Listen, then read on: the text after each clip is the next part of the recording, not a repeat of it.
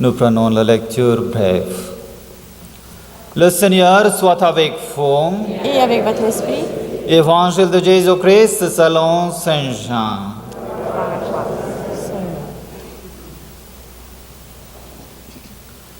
Jésus se manifesta encore aux disciples sur le bord du lac de Tibériade, et voici comment.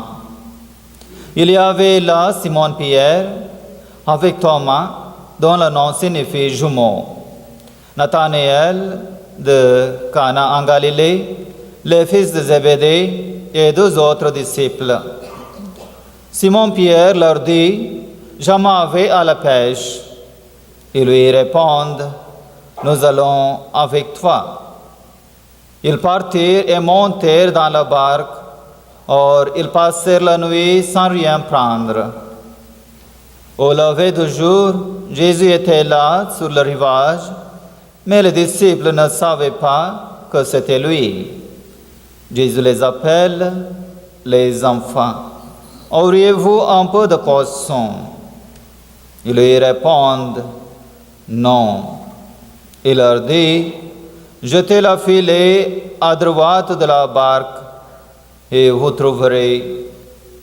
Ils jetaient donc le filet, et cette fois, ils n'arrivaient pas à le ramener, tellement il y avait de poissons. Alors, le disciple que Jésus aimait dit à Pierre, « C'est le Seigneur. » Quand Simon-Pierre l'entendit déclarer que c'était le Seigneur, il passa en vêtements, car il n'avait rien sur lui, et il se jeta à l'eau. Les autres disciples arrivent en barque, tirant le filet plein de poissons. La terre n'était qu'une centaine de mètres. En débarquant sur le rivage, il voit un feu de braise avec des poissons posés dessus et du pain. Jésus leur dit, « Apportez donc de ce poisson que vous venez de prendre. » Simon-Pierre monta dans la barque et amena jusqu'à terre le filet plein de gros poissons. Il y en avait 153. Et malgré cette quantité, le filet ne s'était pas déchiré.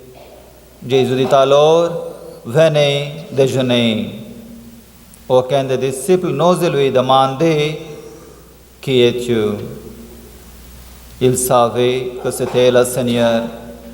Jésus s'approche, prend le pain et le leur donne, ainsi que le poisson. C'était la troisième fois que Jésus ressuscité d'entre les morts se manifestait à ses disciples. Acclamons la parole du Seigneur.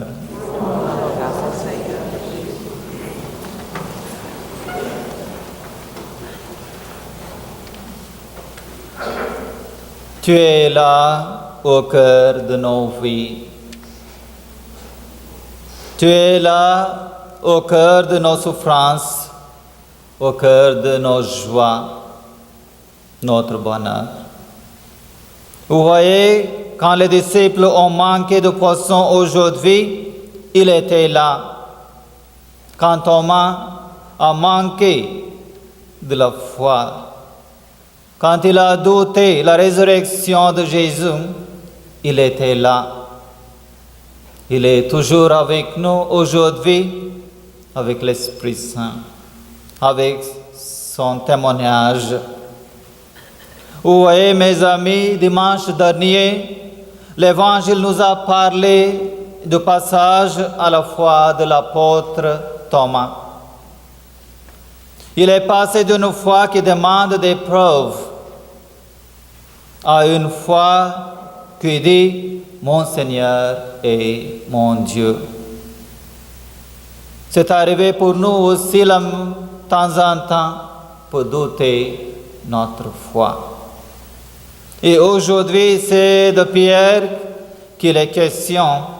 Au départ, sa foi était très volontariste.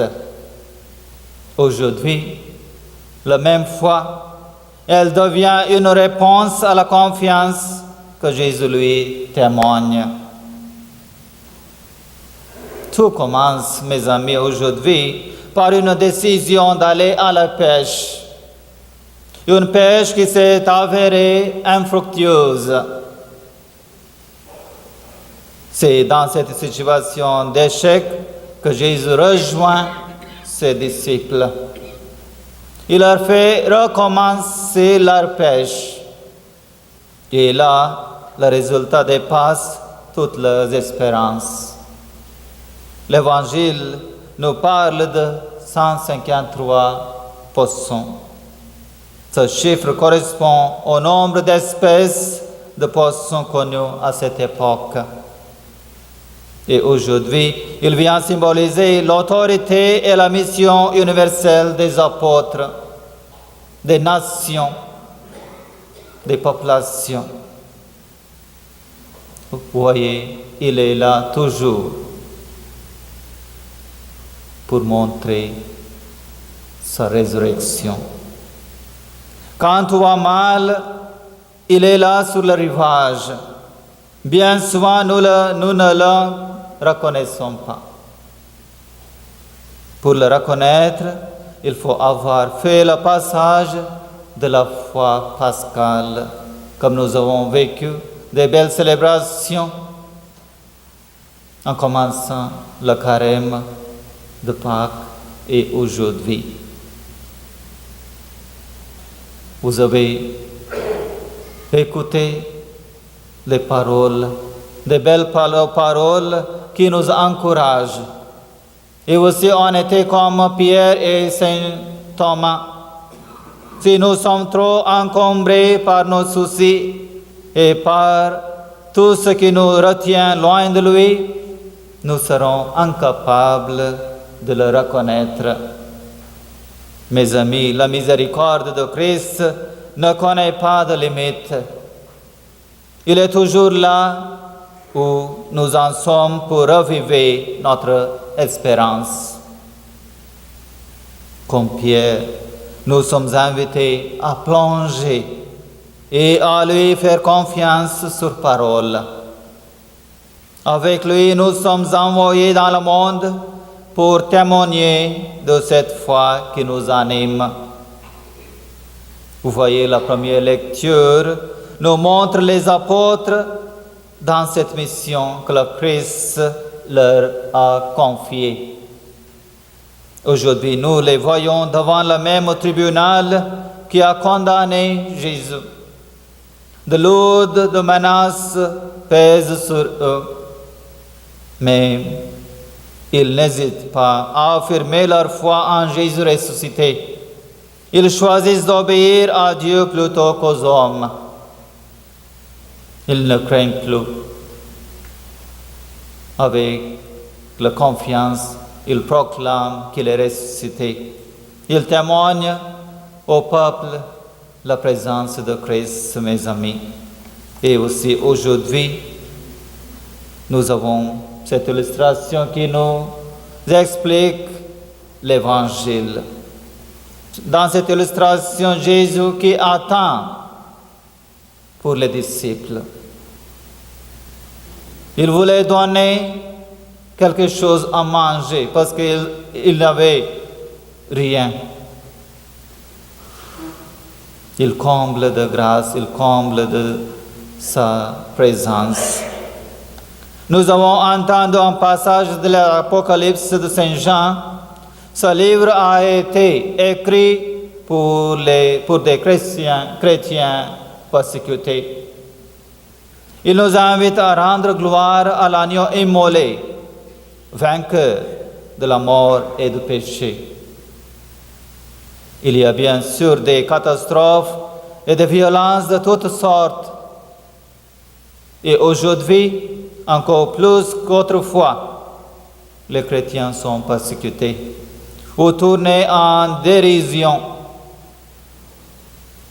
Mais la puissance de l'amour est une force contagieuse que rien ni personne ne peut arrêter. En définitive, c'est l'amour et non le mal qui aura le dernier mot. toujours la vérité qui reste debout. Et aussi le grand message de ces trois lectures, c'est que le Christ ressuscité est toujours là. Toujours il est présent parmi nous dans notre famille, même si nous ne le voyons pas. Il est avec nous dans l'Esprit Saint. Il est avec nous dans la lumière qui brille sur tout le monde. Il nous rejoint au cœur de nos vies, de nos doutes et de nos épreuves. Quand tout va mal, il est là. Il vient nous pardonner et nous faire renaître à la confiance. Avec lui, nous pouvons repartir pour une vie renouvelée. La nourriture qu'il nous propose pour refaire nos forces aujourd'hui, ce n'est plus de poisson grillé, mais son corps et son sang. Un des disciples, Jean, très intelligent et le contemplatif, a reconnu Jésus dans l'inconnu au bord du lac, parce qu'il est le disciple que Jésus aimait et qu'il est le disciple qui aime Jésus. Reconnaître quelqu'un, c'est d'abord une affaire d'amour. Si nous cherchons Jésus avec amour, il nous rejoindra dans la délicatesse d'une rencontre cœur à cœur, face à face. Mes amis, pour faire ça, il y a des moyens. Des moyens sont très importants. Un des moyens est la prière. La prière est le premier signe que nous voulons vraiment rencontrer le Christ. La preuve qu'on aime quelqu'un, c'est qu'on est prêt à prendre du temps pour lui. Prier, c'est donner du temps pour nous laisser aimer par Dieu. Avec tous les chrétiens du monde aujourd'hui, nous recevons la mission. La mission, allez-vous-en sur les places et sur le parvis. Allez-vous-en sur les places et cherchez mes amis qui ont perdu. C'est la mission que le Seigneur Jésus nous donne pour chercher des amis. Mes amis, cherchons la nourriture qui est notre Seigneur Jésus. Avec la prière, nous allons terminer cette méditation. Chaque matin, Seigneur, je me réveille attaché à mes anciennes habitudes, à mon confort, à moi-même. Chaque matin, Seigneur, tu m'invites à me jeter à l'eau et à te rejoindre sur le rivage pour suivre tes pas. Fais que je te reconnaisse comme Jean et que je trouve la force de me jeter à l'eau comme Saint Pierre. Amen.